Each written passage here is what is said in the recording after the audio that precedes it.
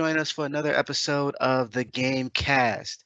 I'm one of your hosts, Kenneth Stewart Jr. Please call me Kenny, or I might not respond.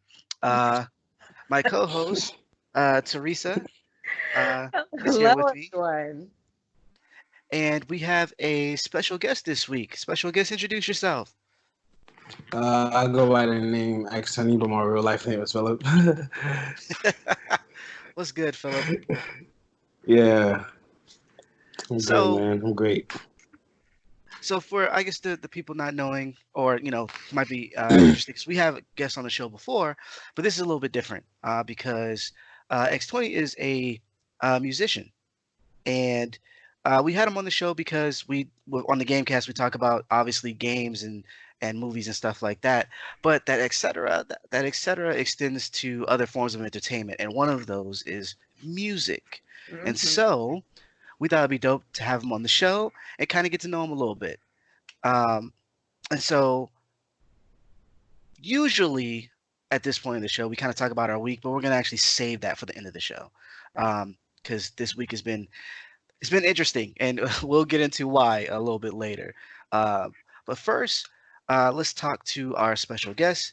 Um, now, Teresa was telling me that you do all sorts of music, not just I guess the Afrobeats sound that's really popular Yeah, right now, yeah, but you do a ton of music. hmm Um, yeah. so, what are some of the I guess genres that you dabble into? Uh, the reason why it's so hard for me to answer that question is because, like, I make my own beats, and I have a friend that makes his own beats too. So, like, we kind of just, I would say, whatever I want music. That's the genre. Whatever I want music. Yeah, because it's not. I can't pinpoint. I can't say R&B. I can't say rap because nowadays, like the way music is, it's very hard to put something into a box. At least for some of us. Gotcha. That's awesome. I'm gonna give it a new category. Why don't we just call it WYW, whatever you want? Yo, yo, Well, yo. that kind of makes sense though if you think about with today's like music, especially hip hop, where there's a blending of R&B, a blending of Afro beats, a blending of, you Exactly. know, basically Drake mixed it all up for everybody. hmm So you kind of do whatever you want in that regard.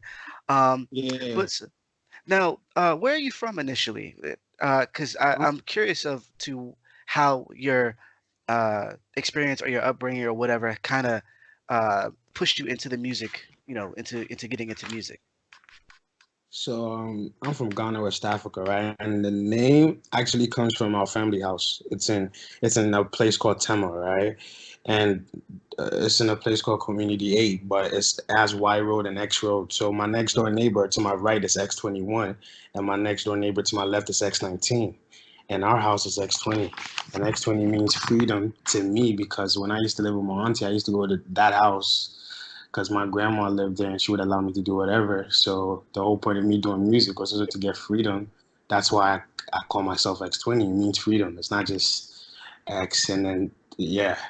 So that's where I'm from.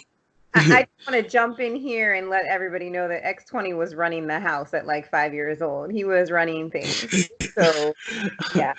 They Hmm. needed to get me out of Ghana. If I stayed there, I would definitely be a whole different person. I can guarantee that. So when did you move here? 2012, one of the Oh, worst days of my life. a word? How come? Because like I said, like I had a very good lifestyle there in terms of like when I say good, I'm talking about like from a fun perspective. Like I did more. Like here it's just so like you will call someone to like ask him let's go to the soccer field. He might say no, but the same guy will call you at 10 saying let's go to a party. Like that's just weird to me. It's just like bro, we had all the hours in the day to do something productive and come on. It's just my friends back there were way better. Let me just put it like that. Okay, okay, that's what's up. So I take it you play soccer. Yo, I was very good, and then they moved me here. I became fat, lazy, lost passion for it. That's a bag deep blue. Well, you're not too lazy because you're making music. I'm not, oh yeah, when it comes to that, when I say lazy, it's just like I'm not the type that's gonna go into the gym and like go work out, but on game day I'll show up. That's what I mean by lazy. But you see, in Ghana, I could get away with that type of lifestyle because I can eat whatever and I had fast metabolism. But here, I'm not burning off what I'm eating, and then I'm going on the field. It's like, who's this big guy? But I end up shutting people up at the end of the day. I was the only fat guy that made varsity. I made history, so nobody could really talk to me because you see all the skinny fit guys, and yeah, I'm dressed up. You're like, what sports you play? I say soccer. They don't believe it, and then they come to the game and see me dressed up with the squad. So What Tony is trying to tell us is that basically West Africa is where you need to be. If you're trying to get fit, trim, and proper, that's where you need to be at. that's where you need to be, and you don't even need to try. That's the scary thing about it. You don't need to try. Just eat whatever and just get out. Mm-hmm. Well, Yeah. that's dope. Shoot, I need to visit. I need to lose some pounds myself. I'm telling Um, you, man. Just dedicate 4 months there, you're done. Coming back ripped. well, that's just, I am definitely. Eventually, we want to. My wife also, being from Ghana, she definitely wants to take our kids to kind of, because they've never been, and so Oh, we definitely okay. want to go. When we get a chance, it's things are a little hectic right now, and again, Yeah. we'll jump into that. Yeah. But what are some of your your biggest influences music wise? Uh, okay, so I don't know if you probably know about SoundCloud, right? Right. You know about the app, right? It has really low key musicians that you wouldn't necessarily know about in the mainstream, but they're big enough to where they have a fan base and they do tours. So like that whole era from 2015 to now, that's where I get my influence from. It wasn't the Drakes or the Futures or whatever. It was just those people. And I already had the African music from growing up there. So when I came here and I started like, obviously I had a phone and I started experimenting myself, finding new music and new feels and all that. Like, so every little thing played a part in it. It's very hard for me to give credit to one thing because so many little things like, you know, played a part in me becoming what I am now musically. So I think that's because a lot of talent has kind of come from SoundCloud. I remember Russ, a lot. one of one of his I think almost his entire at one point his entire discography was on SoundCloud That before was he how it used to be. before he eventually kind of blew up and became who he is today. It was Mhm. SoundCloud, and I think Uzi Vert as well was Yeah, he got him, discovered on Cardi, SoundCloud. Yachty. Yeah, Yeah. but you see, that's the mainstream guys from SoundCloud. There's a whole another generation like the Craig Zans, the Lil Puyas, the RP, the Lil Peep. It's There's Young Lean. He's from Sweden, white kid with tats from Sweden. But if you listen to his music, it's just some other stuff. There's what's the name? This Louis XL. This uh Oh, word. Hills Nights. There's just so many of them that like you aren't in the mainstream, but they got big off of SoundCloud too. So that whole sound, Loco Bangoon, they got song. There's so many of them, so many of them. So Wow. what So is? Oh, so go ahead, Tess. No, it's so interesting to hear, all of these, to hear you like being so influenced and so into music and finding all these little ways. It's just so yeah, interesting because again, this is my cousin and whatnot, and our family is actually really into music. We are into music in very different ways. I mean, our uncle plays many instruments. Our cousins play guitar, keyboard, piano, and we sing. And I remember, when you Yeah. actually ended up telling me that you were doing music, but you were keeping it on the low.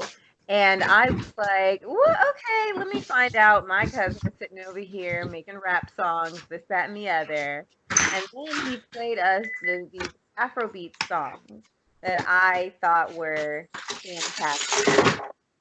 And I was just really, really, really, really like, you know, this is amazing. And so for me, especially from somebody who, grew up singing and everything, I was really, really proud of my cousin for coming out and doing this. We were so proud of you that I blasted your SoundCloud, and not SoundCloud, but your Spotify page to friends. The same. Happy cousin. Yeah, Proud. thank you. Good So for the you. stuff that you have, because you were saying that you do a lot of different music, but what is some of the music that's getting picked up, or in the sense that you have a lot of followers that want to listen to, and Uh, is it more the African stuff? Is it more the, like hip hop? it's more the the more the African stuff. Like on YouTube, I have a song called "Nobody's Afrobeat" song with like 4,000 views, and I put out a song with this guy called Freddie Spirit Truth, a video. It's a like it has elements of Afro, but it's more like some cool vibe type stuff. It has like 1.5K views, so like the Afro beats gets a lot of numbers. I cracked 1,000 plays on Apple Music and Spotify not too long ago on Nobody. So the Afro beat is definitely the one that like has more followers. But since high school, right?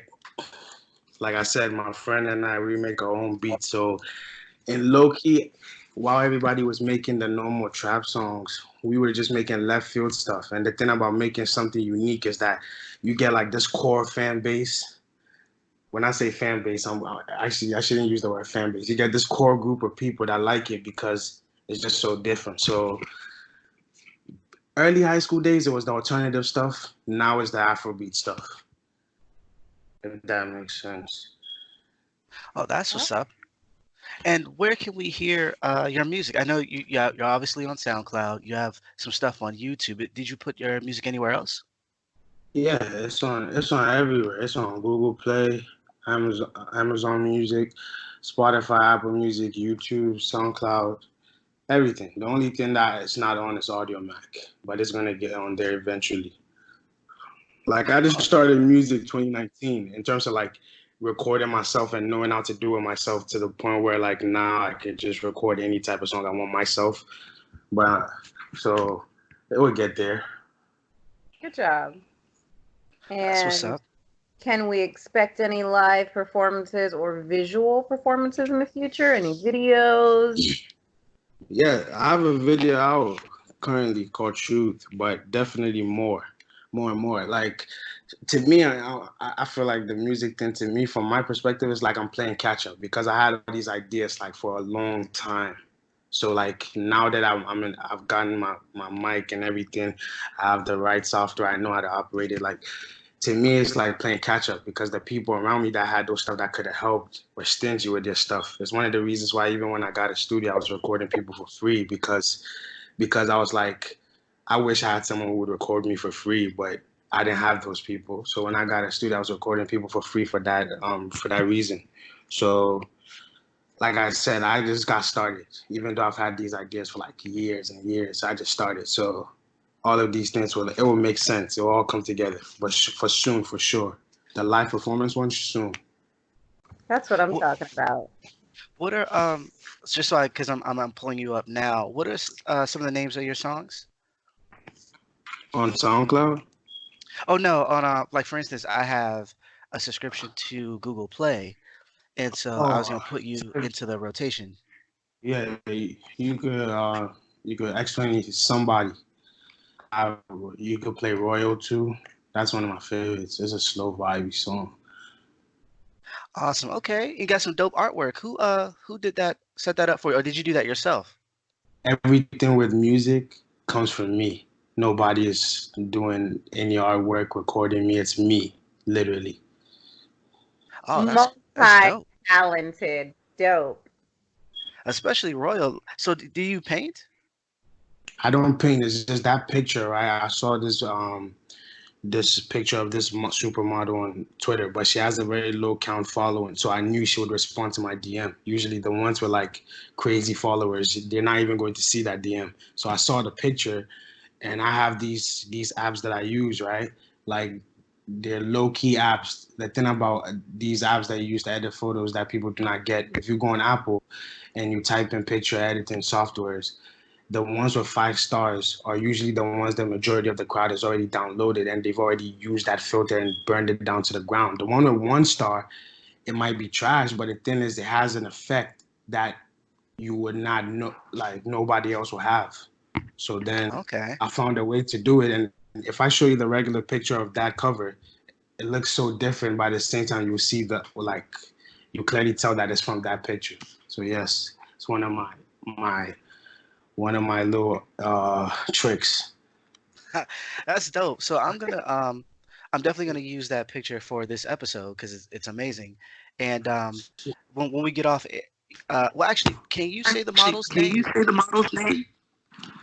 Chastity Simone. Dope. I DM'd her and everything. She was like, "Yes, you can." And I was like, "All right, thank you."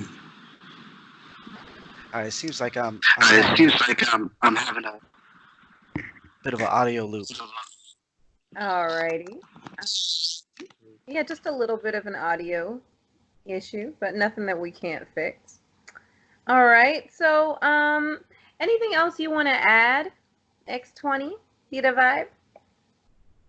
um anything else I want to add?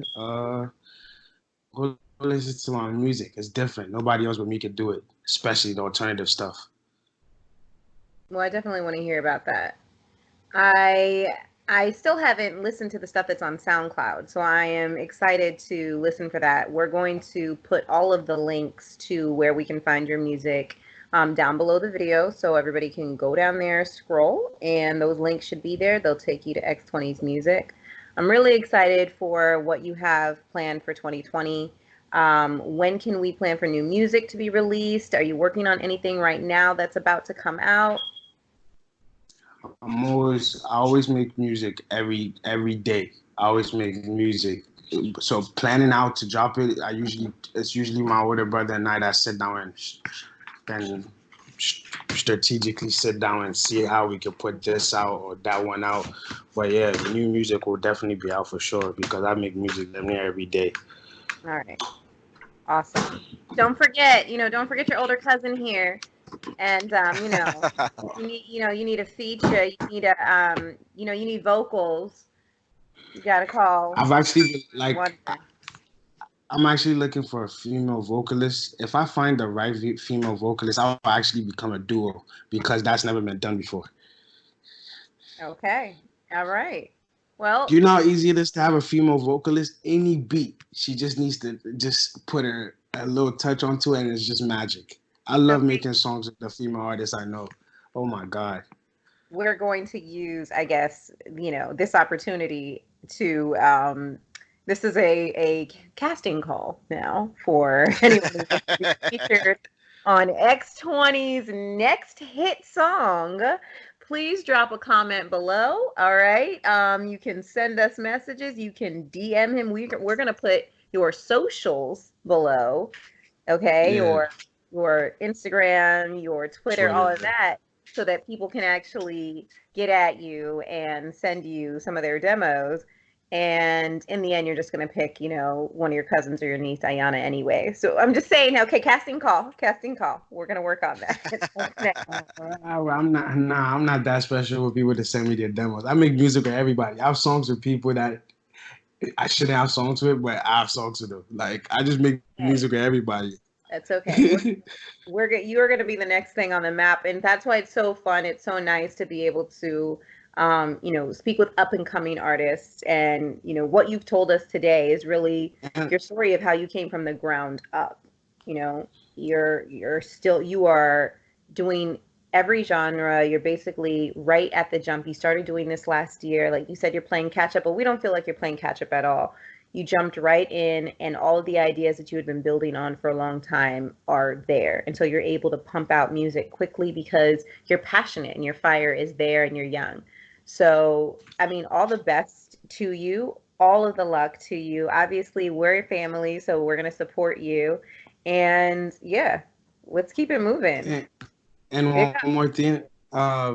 Shout out to Red. That's Gerald. That's Ayana's friend. The Oh, dude yeah, that Terrell. he's also an amazing artist himself. So yeah, Yeah. We're going to need to get Jarrell on actually in a few weeks. So he's we'll circle yeah. back. You need to get him on. He's crazy too. That guy just Yeah. who that Yeah, he's pretty amazing. So we'll circle back with Jarrell, you, and Ayana in the coming months. After this Corona quarantine And I mean, this is honestly, this is a great time to be talking about music and everything because people are being stuck inside, so they need things to do.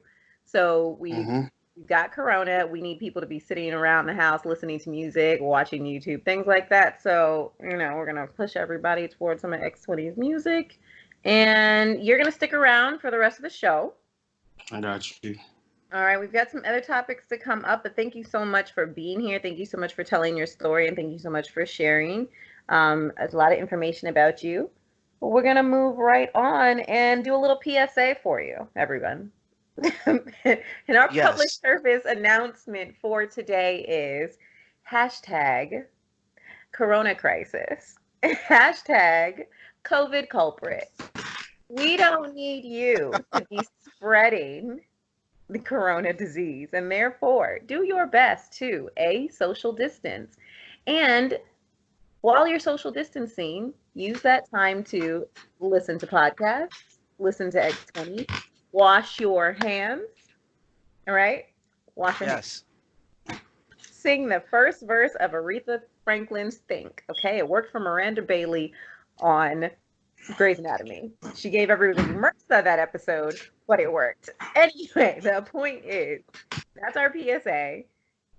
Please, please distance yourself from other people. If you do not need to go outside, which means if you don't need to go to the doctors, if you don't need to actually physically be at work, and if you don't need to go get groceries, just stay inside. Play a video game. We talk about video games all the time. Watch some anime. We talk about anime all the time. Watch a movie. Read some manga. Listen to some music. Read a book. That's my PSA, and I'm sticking to it. And for all of you people out there on going on spring break, yeah, fail. All of you. Just Mm-hmm. complete fail. I saw on a clip on I think it was NBC where people were like, if we get corona, we get corona. Look, it's not necessarily about you. You can have corona already and don't know it. You have no symptoms, but then you get around someone like your grandmother, maybe your aunt, someone who has someone who's immunocompromised, and then they're sick, and then they're in the hospital because you just need to party. Like, that doesn't make any sense. It really doesn't. And then the fact that I all the bars are closing down, the restaurants are closing down. Why are you even going? Like, you look foolish. the You look thing is, real dumb right now. many of these people though, like the younger people my age, have never had the chance to go to many of these places that are available to go to at that price ever at any point in time in their lives. So now everybody's sitting down like, wait, I could go here for how much? That's what's making people go crazy. It's not necessarily people just being disobedient, being young and dumb. That has a big part to do with it. But like, I feel like the other part is just people are getting the chance to go to places they would never get the chance to go to at a very cheap and affordable price because of this virus. And that's the dumbest thing the airlines could have done. They should have kept the prices the same. They wanted people to stay. You can't tell someone they could do a flight for $40 or one of the cheap prices that I've heard online and expect them not to take it.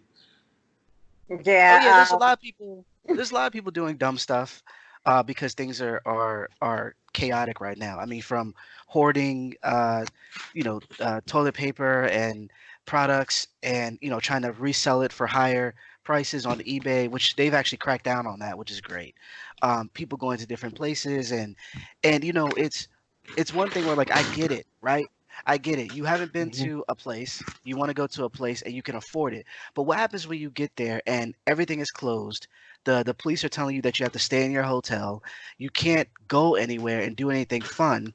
And then on top of that, you only have but so much time to even be there. Like I would rather you save up your money over time and go and actually have fun than to do something like this. And then when you get back home, we're on lockdown for longer because you're spreading it to more people. Like it's and that's not even like something about being young. That's the idea like not thinking of like 4 or 5 steps ahead. Like the right now, thinking only about the right now is not going to help you. Like It's Exactly. not there's gonna help so with. But you see, Exactly. not too many people are as smart as you, Kenny. You see, you have a brain that works. You have a He brain that I has a works, appreciate point. it. bro. You see, I yeah, appreciate you it. see it. You know what it means. Others do not see it that way. I mean, they're seeing it Yeah. now. When I saw them talking about it, and they were bummed. They were like, "There's nothing to do," and I'm like, "You spent how much money to do nothing? Great. You could have just stayed home." Yeah. You know what Could I'm have just saying? stayed. Like you could have, because at the very least, if they would like, okay, let's say I'm gonna go anyways. Like, forget coronavirus. I don't really care. I'm just gonna go, right? I'm gonna at least look at the Mhm. place and be like, all right, is it locked down like Italy? Like, can people go places? Are the bars open? Is the beach open? What's the nightlife like? I'm gonna look into all those things before I go, even if I'm gonna be foolish, because at the very least, when I get there, I want to have fun, and they're miserable, and I'm like, that's what you get. Yeah, Oh that's my god. true. I so I was at the mall the other day on Monday. I went, I was like, yeah, let me go, I always joke about this, but I'm broke. I was trying to go get a job, okay? Had a little interview. I was like, yay, wonderful, this went great. Place is like, yeah, we want to hire you, but that's contingent on if the mall stays open, the establishment is closed, okay? All right.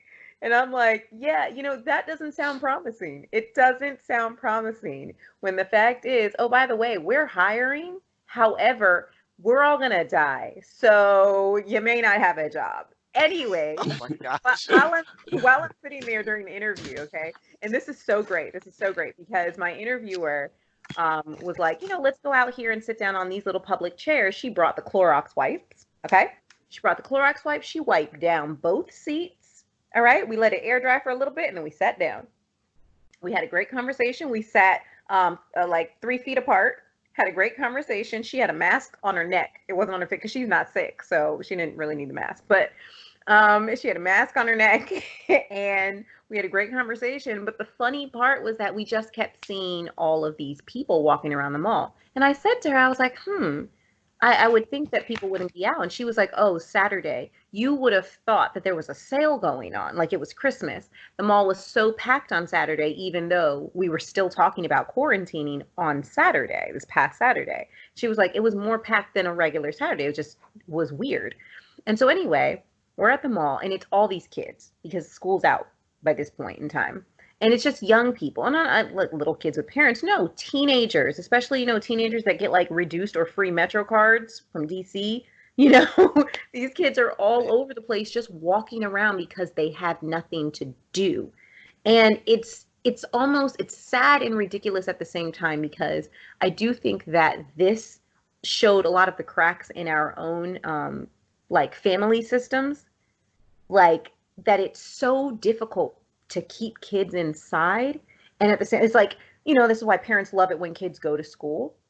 If they're in traditional public schools or whatnot, they're like, yay, keep them in school because I don't want them here, or keep them in school because I'm at work, this, that, and the other. And now they can't go to school. They can't go to the one place that they can, congregate and eat and do all the things that kids do during the day. So they go to the other place where you can eat and congregate, the mall, which is also a cesspool. All right. And I was just looking at all of these young people and I'm like, everyone here has corona. I've got to leave. Which I did. Okay. Got to go. Right. And I haven't been outside since. That was Monday. I've been in my house every day. I'm good. I'm good. I don't have any symptoms. I've been drinking tea every day. And apparently, this is another funny part. Okay. I know you guys both be looking at Twitter, so you know what Black Twitter is. The ginger ale capital of the internet. But um I'm like laughing because we just heard the thing about the malaria medication, like curing, not necessarily curing, but malaria medication can be used to fight corona, and it's been seen to have like really good outcomes versus just waiting the virus out. And I'm like, oh, well, we West African, we know what malaria is. We got that stuff, like we got that by the ton. We could sell that on the black market. It We're at reminded that. me of the net around the bed era for the malaria. Exactly. So that's common. I can call my mother, my auntie, my anybody right now. We know that they got bottles of malaria medicine chilling in the house. So I it's like, know. oh, so that's all it On takes deck. on day. I thought that was interesting that came out, to be a thing. So I'm like, okay, sure. And then the president got all excited about that and was trying to pronounce words that he couldn't on TV today. I typically don't watch the news, but that happened to be on him being like, coaloxylene. I was like, okay, sure. Okay. Why'd they let you have the big word? You said why they let you have the big words. Why? Why? Somebody's trying to set this up. You don't know it yet. Well, that said, during the times where you weren't putting your life in danger for a job at the mall, um, what were you doing? What were you doing and watching this week? I know Um, yeah. for me, I was locked in on Netflix. Kingdom, the second season of Kingdom is out, and for everybody who may or may not know, it's a Korean show Mhm. about zombies, but it's set in like a more of a, I don't want to say medieval time, but uh like way in the past, and there's like different political things going on where like king and the family that's supposed to protect the king are trying to overthrow him and things of that nature. It's really interesting, all on the backdrop of this huge zombie apocalypse type thing that's going on in their country. And it's really interesting, and they really get to uh a lot of the conniving and treachery and all this other stuff, especially season two, which recently came about. Interesting timing. Um, Mhm. and where the country is trying to pull away from the outskirts because that's where all the monsters are, and at the same time there's still this silent coup that's going on where they're trying to take over, and so you have certain characters who um, are trying to fight back while also helping the rest of the country with food and stuff because it's kind of like a they can't get food to places because of it's dangerous to go out basically. And what was the one of the interesting things about the zombies was that they don't come out in the morning because of the heat. They actually only come out at night. But because it's getting cold in the country, they're showing up in the daytime. So it's been all bananas this season, and I think people should definitely check that out. Oh, Okay. yeah. That's I need dope. to write that I've one been down. watching Top Boy on Netflix. You know about Top Boy?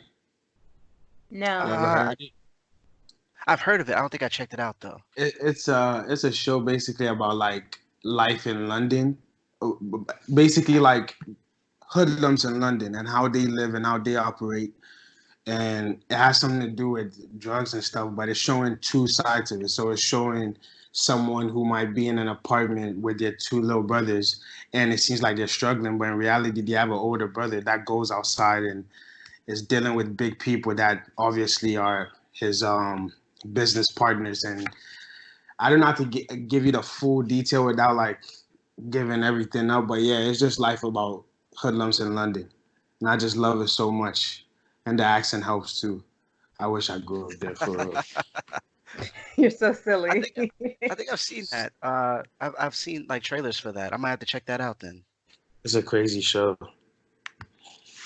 That's what's Yeah, up. What about you, I'm gonna boss? have to check that one out too. Um, I finished watching Carol and Tuesday. Oh, Um, nice. yeah, and I mean, I liked it. It was entertaining. I definitely thought it was interesting. The turn it took. It wasn't just a cute story of two girls that randomly meet each other and start making music. Like, to be honest, in the first episode, remember I mentioned last week about it's so adorable. These two girls kind of run into each other, and it's kind of weird because it's like, okay, yeah, sure, come live in my apartment. I just met you. What world do we live on? That's what I said last week. But if anybody had ever seen that anime Nana, which was similar in that respect, where these two girls met on a train, they were both going to Tokyo and they ran into each other on the train, and they ended up living in the same apartment, which was it ended up being like really cute. But of course that was that, and then the idea of the premise of the show is that they start making music together. And what's different in that show is that it's in the future. It's very well into the future. I never caught the year it was supposed to be, but the idea is that in the future everybody uses artificial intelligence in their everyday lives. So like the suitcases are powered by artificial intelligence. You don't actually have to push your suitcase. It's battery powered, and it has an artificial intelligence chip in it that makes the suitcase move on its own and follow you around where you're going. Oh, Isn't that cool? I've Um, seen that. Yeah, that's crazy. yeah, and then also like you have or like anything can you have robots basically that do everything for you. You have robot security. You can have robots that make your breakfast, almost like Fallout in a way. And and in this, more interestingly, the artificial intelligence is used to create music. There's nobody around who creates music just by writing their own music. Nobody composes their own music. People do play instruments, but it's like either no one learns how to play by themselves. It's just everybody uses artificial intelligence. Like, why would you ever crack an egg if a robot will do it for you? So why would you ever write a song if our AI is so good? If Alexa could sit here and write Beyonce's music, why would Beyonce ever have to write music anymore? She could just go have more Yeah. babies. I think she enjoys writing though, just a little I'm bit. I'm sure she does a little bit. But so anyway, that's one of the ideas in the show, and then these two girls are the only people who write music from the heart, and one plays the keyboard and the other plays the guitar. So there were a lot of things in it that were cute. There's a lot of political um, themes, and there's race related things, and there's also some digs, like some digs towards some like musicians of today. I don't Word. I don't know if again one of the things that I don't know about the show yet. Maybe I can do a little bit more research, but I'm not sure exactly who wrote the music. All the songs are performed in English, and obviously the show is written in Japanese. And so I don't know who the actual artists are, um, and I'm just not 100% sure. But there, I don't know if you guys know, there is a artist. I think he's Russian. I think his name is Vitas, Vitas, and he does this really weird thing where he's like with his tongue, he makes really weird noise. Okay, weird noise. Maybe we'll drop a graphic, but he makes this really weird noise, and he looks like an alien, and he like would wear this weird. I don't know. They have a dig in the show. They have somebody who's like, I'm a native Martian and I'm going to sing in the native Martian language. And it's literally the cartoonized version of him, of that guy. It's Wow. hilarious. Oh, that's disrespectful. It's, that made me laugh. Anyway, so yeah, I watched that and it was entertaining. And I don't know if there's going to be a season 3 or a part 3. It said, maybe. So we'll look forward to that. But yeah, I mean, the music was nice. Some of the music was really like kind of futuristic, but nice. I was like, oh, I like this. I like this song, or I like this beat. I like this vibe. But yeah, actually was really representative of Black people, like in music. And I was like, oh, okay, well, sure, hey, all right, thanks. We did talk about that during Black History Month, so. Facts. So, well, that actually brings us to our next discussion, and that's basically our favorite music and soundtracks from games, movies, anime, and all that good stuff. Mm-hmm. Um, what are some of your favorite soundtracks? Does this make the cut? This show? Not for me. No. Not for you? Okay. No, it would not. It doesn't definitely doesn't get on the top. I thought it was. There was some songs that I liked, and if I maybe like next week after I Google and figure out who the artists actually were, maybe we can like drop something in the drop in the video. Like I can mention which songs I actually liked from the show, but it doesn't fall into my favorite soundtracks or art. And I'm going to say this, I can't say it falls into my favorite artist because I didn't even bother to Google them yet. And I'm not trying to be mean. No, I meant to, but if it was like my favorite, then I would have done it already. Just The Got you. Black Okay. Panther album was the bomb. which one? Like I didn't like the movie. Black Panther. I didn't like the movie, but the soundtrack, the one that Kendrick Lamar curated, was amazing. So we're gonna drop him from the conversation now. He's gonna. Wait, you said discuss our favorite music soundtracks from games, anime, movies. That's a movie, right? Yes, I was just saying you said that you didn't like Black Panther. Yeah, that's because I've lived in Africa and I know what an African accent is. So saying the strength of the black femme, I cringe up. A kid who's never walked the streets of Africa thinks it's cool, but I cringe up because I've had teachers talk to me with real, authentic African accents. I So you know. can't tell me to sit through 1 hour 30 of fake accents just right in front of me. No, I'm cringing the whole time. That was awful. They could I have mean, had breakout African stars with that movie. They could have oh, easily searched for some African actors, broke them out in Hollywood, given them a whole career. But nope, you had to get Chadwick because he's played James Brown. He's played Jackie Robinson, and who else yeah. has he played? Basically, like legendary black figures. So why not go with them? They did not think that through. They Hey, did not But I hey, think mean, that. they hey. do have, to be fair, they do have a lot of African stars in there. No, that bro, just the fact that they have African parents does not make them African. Wait. Phil, Mm. bruh, Phil. Before we deviate, you know how I feel about Chad. You know how Lillian feels about No, Chad. no, Chadwick. Yeah, Chadwick is the bomb. Like he's a great actor, but for that movie, come on, No, no. no, wait. No, I we can't. never freeze. No African speaks like that. I could put No, my wait. life on No, wait. We can't slide by the fact that he said just because they have African it. parents that they're No. not Let me tell African. you. Let me tell you why. Let me tell you why I think like I'm not saying they're not African. Actually, that was a little crazy. It doesn't Explain mean they're not why. African. But but compared to someone who's lived there, they're less of an African than that person. That's because there's certain things that you can't really how do I put it? So for example, like let's say some kid, his parents are from Sierra Leone, right? They speak the Sierra Leone language. He obviously understands it, right? But if you drop that kid in the middle of Sierra Leone just with like limited budget and everything, would he be able to operate? He wouldn't be able to. But if he's lived there, if you dropped him in the middle of like nowhere, he would be able to speak the ABC because he would know 4 or 5 languages from Ghana. There's several languages I know from Ghana. So if you drop me in the Northwest, or I would know how to navigate. But if you drop some kid who just lives with his parents or from a specific part and he knows that specific culture from just being around them, and you drop them off in his home country, he would be lost. They would take advantage of him. That's what makes him less African than I am. So that kid is the one who's gonna go crazy over that Black Panther movie. But like I said, I've been in classrooms with real African accents talking to me. So when I hear someone on the screen saying I never freeze, I'm cringing all day long, bro.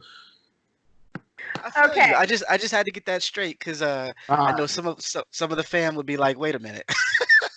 look, look. I had to explain that. Look, I'm not even gonna lie. There were cringe moments because we knew that but I want to say this, okay? I do want to say this.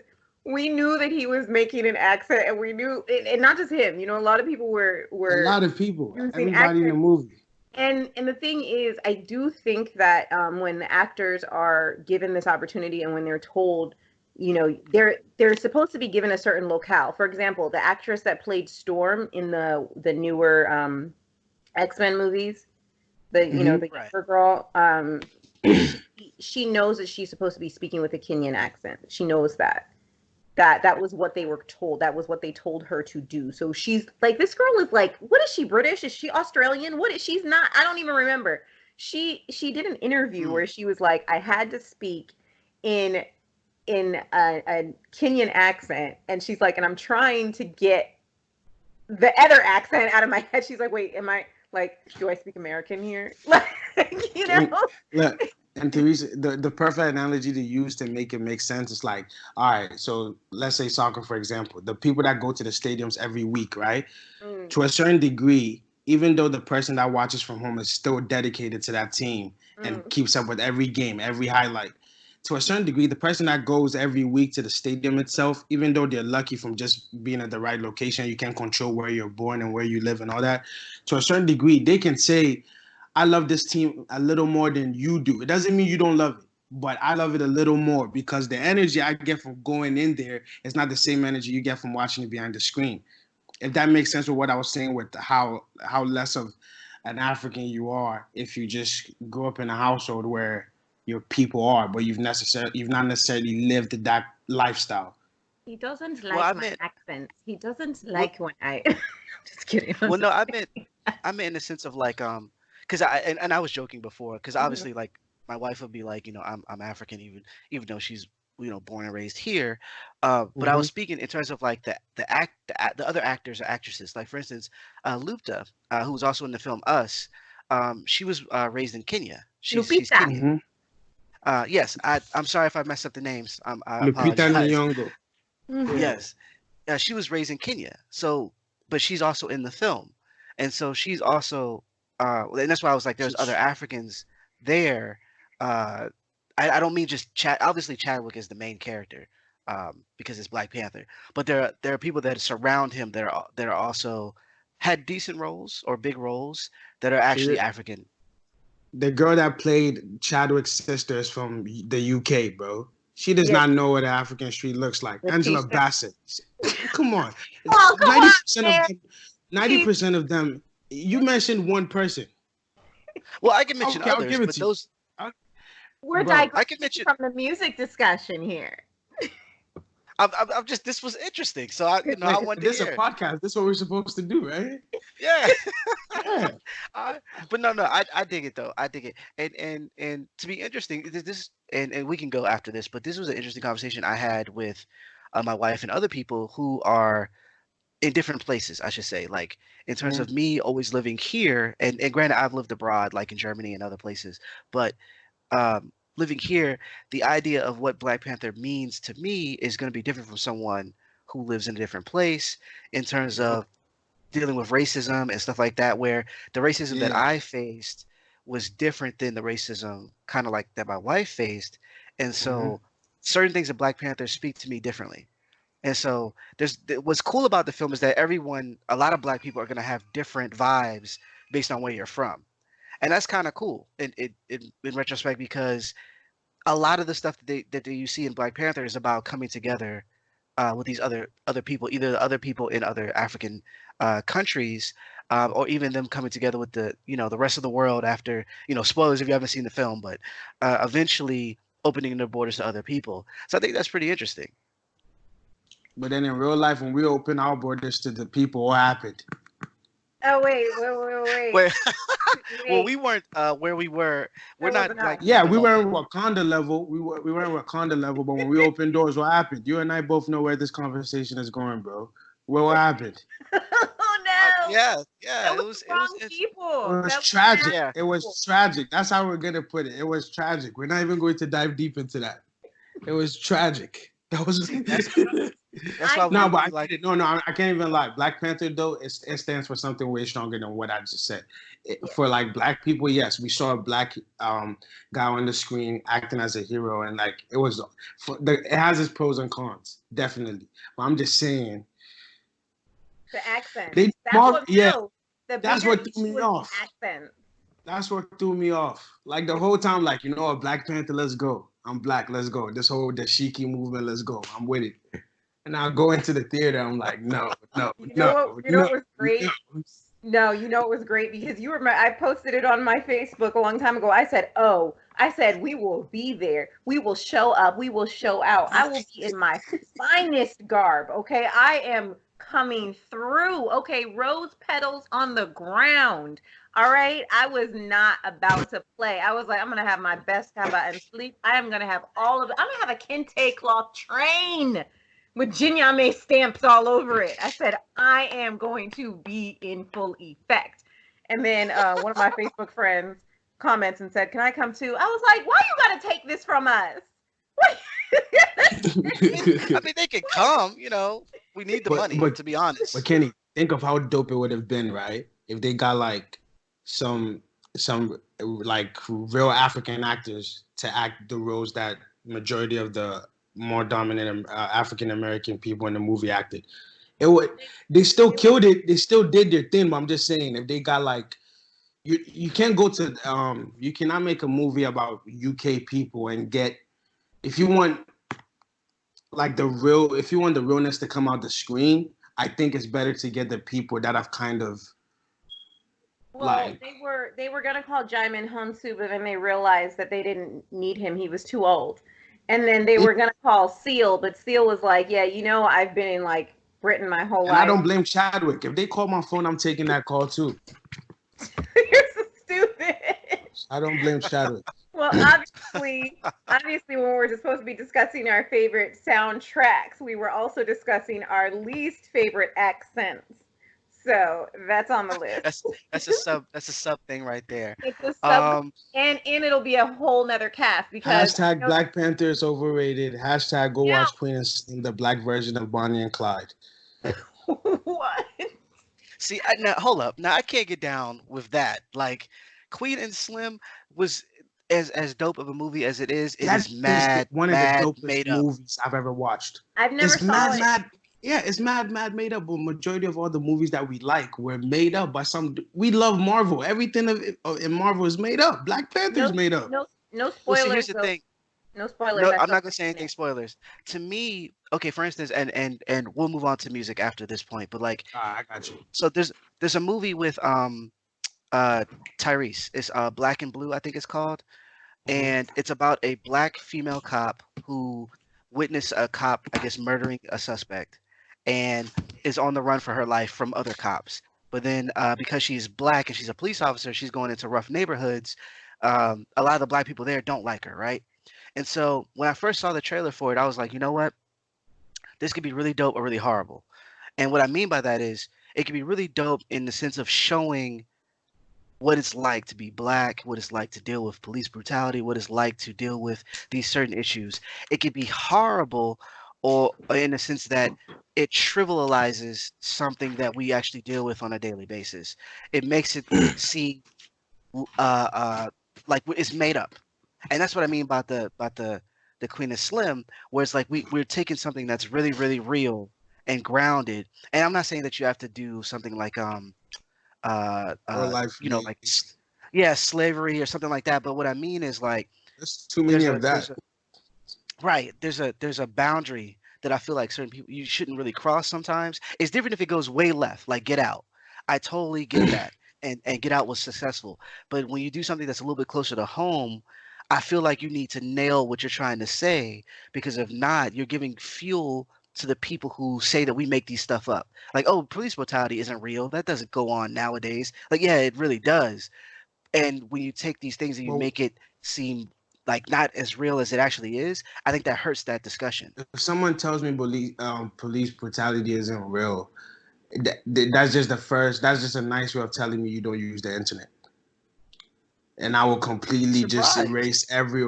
Yeah, but how could you deny something like that? Come on, there's way too many movies about black trauma, bro. I'm tired of seeing black trauma on my screen. It's one of the reasons why I don't watch Tyler Perry movies. It's just too That's typical. that's the only reason. Well, I mean, I have got lots of reasons. Thank you. That's Oh, you're on the no Tyler Perry boat. no, that's Therese? literally we. I think cast 11. We're gonna dedicate an hour to why we don't watch Tyler Perry movies. We'll Yeah, have a whole discussion. I'm not a fan of his films. No, I All like what he's right. doing for black people, but I'm not a fan of his films. All and right. I don't say this in a We, bad way. I'm not going to say we this in a can bad way, move but on. I kind of do equivocate him to like Marion Barry in a good way because a lot of people in DC always say they're like Marion Barry was great for black people. He is the reason why people got jobs, and people will say that. I mean, I work for the government, and I know a lot of people who are older black people who are now at retirement age and this and the other who said they're like, look, Marion Barry was great for black people in DC. The fact that we were able to go back to work in meaningful jobs, meaningful positions, and things like that was amazing. And so I feel the same way with Tyler Perry. He has employed so many black people and given so many job opportunities where we didn't have them. And that in and of itself is award worthy. Now the product, Yeah, on the other hand, the product. yeah, but we're talking about the movies, not the man. That's different. Oh The yeah, I know, man, and the man I is know, great, but the I get it. movies, no. I get it. That's the part. That's the part of it because the movies are trash. Like I, I'm just saying. I really do have some opinions. I don't even know why they allowed that stupid show Sisters to happen. I don't know why they allowed that stupid show The Oval to happen. I was like, dang, I really could have. Okay. I really could have written the oval better because I actually already Next time, did. next I time, already next time, did. you guys should do a freestyle podcast. But if you want to stay on top of it, let's keep it going. But next time, we should do a freestyle one because there's We so many things that occasionally we have to talk about. we get tangents happen. They happen. Facts. But no, this is good. Because Kenny drops gems too a lot. I appreciate it, bro. We got to get you back on. Um, Going back to the music though, I think that so there's a lot of good music in gaming, anime, films, all that good stuff. The one that you brought up for the Black Panther, I dig it. I like Kendrick Lamar. I like what he did. My only beef was I felt like he could have reached out a little bit more. Because there's a lot of acts that I think will be solid for Black Panther, and maybe they'll do that for the sequel. Like for instance, I was shocked not to see Tribe Called Quest anywhere near this film. Um, Right. I don't know. That just seemed like an easy sell. Or Everyday People, or like not Everyday People. Uh, Darn it, I forget the name. But I there's know. certain I know. acts, right? We There's were certain talking about acts it. that I'm like would be super dope for Black Panther. Arrested That was it. Development. There you go. Arrested Development. I was like, yo, this would be fire to have certain certain acts. That said, a lot of the music on there was great. I do agree. A lot of it was fire. I listened to Um, the album as if like somebody. It was one of my favorite artists, like independent album, even though it's a soundtrack to a movie. It's just great. definitely solid. So my listing was a little like I was saying talking to you guys off air. Mine's a little different because it's easy to say, especially from video games like Final Fantasy, um, GTA, stuff like that, where you can kind of pick and choose some of the greats, and it's really easy to have a discussion about. I wanted to pick some things that people might not be aware of. Um, we're breaking stuff over here. Look at that. um, the people might not be aware of. So, for instance, one of the games I reviewed 2 years ago was a game called Grizz, and it has one of the best soundtracks by uh, a composer called Bernlinist. I can't say their name. Mhm. I apologize. I'll put a link out. But one of the words that I use to describe the music is heavenly, and I don't think I've heard music. I've heard music that is similar, but nothing like this. Like this is very unique in it of its sound. Um, I'm gonna put a link to the soundtrack so you guys can check it out. But the song that you should definitely hear is Grizz Part One because I think that says it gives an overall like feeling of the rest of the soundtrack and uh, the vibe that they're trying to pull from. The game Grizz, I don't want to talk too much about it because there's a bit of a you have to it's a platformer and you have to there's a story that's underneath all the things that are happening and all the colors, all the interactions with other characters and stuff like that all play into this one narrative and it's dealing with grief and it's really dope. Wow. I think I gave it a 9 out of 10. Awesome game. It's a short game, so if you have a chance to check it out, it's also on. So it's on multiple, like it's on PC and stuff like that, but it's also on mobile devices, and it's not that expensive. But definitely check it out. An amazing soundtrack. Another one is from, and this one's a little bit less. It's more known, I guess.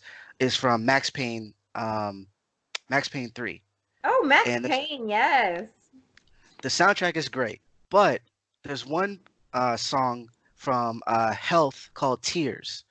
And if you guys look that up, it's amazing. This track plays at the end of the game. There's a huge shootout in the airport. It's kind of like you remember the Matrix where they're like shooting in the lobby with all the people, all the Yes. guards or whatever. Mhm. It's something like that. You're chasing the bad guys and they're getting away, and all of their soldiers come in and you're taking them down, and the music starts pumping from there, and it's amazing, amazing stuff. Like it's one of the things where like people will buy the soundtrack just to hear that song.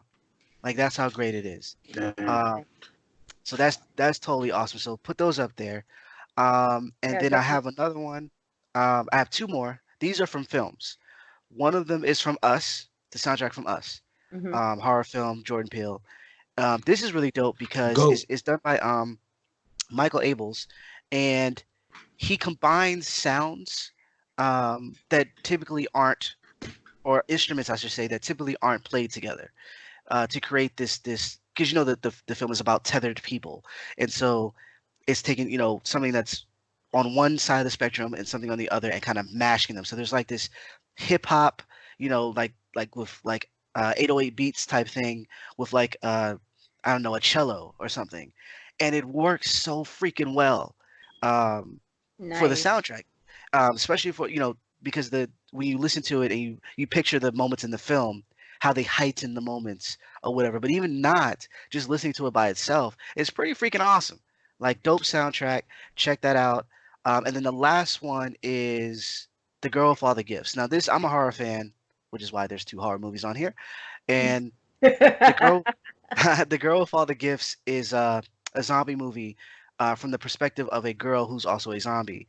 Um, and she's being held in like this I don't want to say prison, but it's kind of like a prison, and they're trying to study the kids, um, and why they become the way they become and stuff like that. And the way it works is like the zombies are they're okay up until a point, and then they get feral, like they have to eat, and so they kind of have to stay away from the regular humans. They have to wear like protective like lotions and stuff that block out all the scent, so they can't like smell you and stuff like that.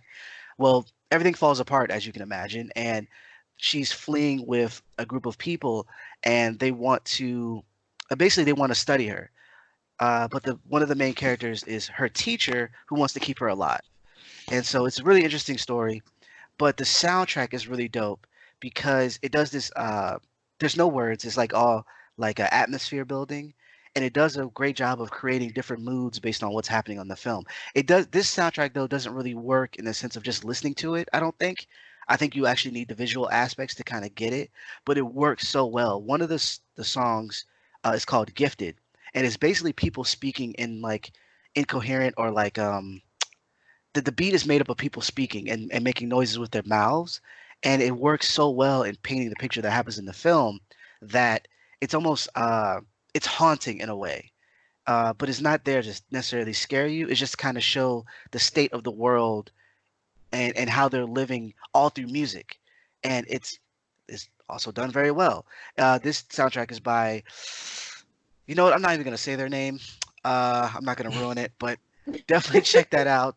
The Girl Fall Gifts soundtrack, amazing stuff. So those are my four: Grizz, Max Payne 3, the Us soundtrack, and the Girl Fall Gifts.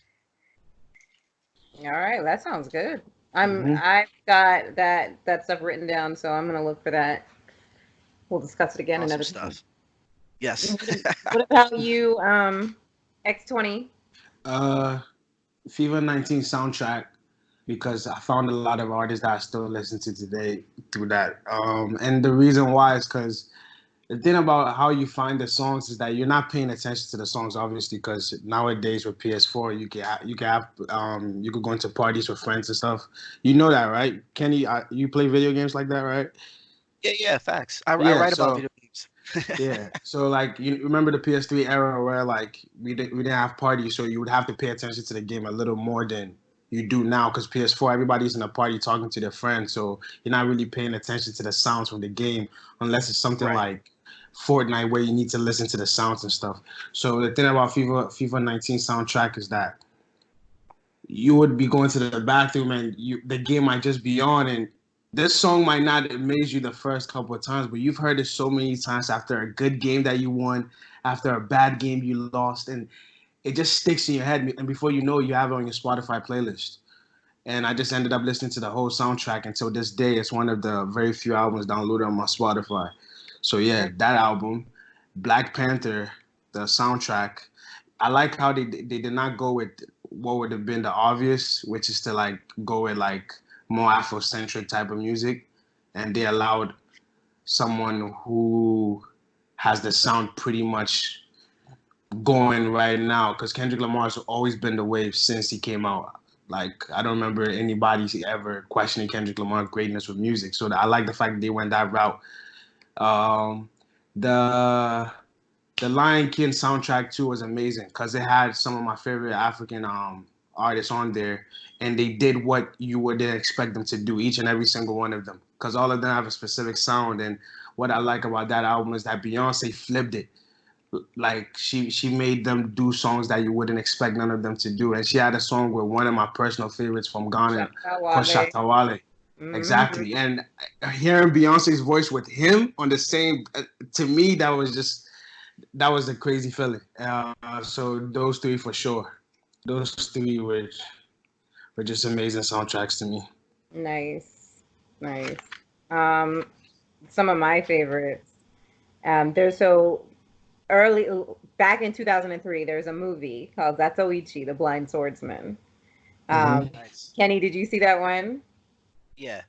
I know Philip hadn't seen that, but I don't know if you remember watching that movie and you got that feeling when you heard the music because the music was so, and it was such a long time ago. I own the movie. I haven't watched it in years, but in fact, I remember the last time I watched it was probably maybe 10 years ago. I watched it with like my sister and her husband and everything, and it was the music just it's something you don't expect. You're sitting here and you're watching, what looks to be it's a Japanese movie in another century, and so you don't expect to hear these percussion sounds that were amazing. I mean, like, and then the things that they were doing were so modern. So if you fast forward to the end of the movie where they're basically doing that end song, which it's all percussion and singing and they're dancing, they're basically tap dancing in what are those shoes called? Not get that, but they're are they get that the wooden shoes? They're like the flip flops, the thong flip flops, where Oh, they're the like Oh yeah, yeah. Birkenstocks? no, not Birkenstocks, Japanese shoes, bruh, Oh, bruh, my, bruh. my bad. I thought it was helping. um, so yeah, so no, the wooden shoes, and they're like tap dancing in those shoes, and I'm like, this is off the chain. And it made everything even better because like watching that last scene and listening to the music and listening to the drumming and everything going on just made everything else that happened in the movie better. There's a part in the movie where I can't remember if it's Zatoichi, but like I think they're like rebuilding a village or something.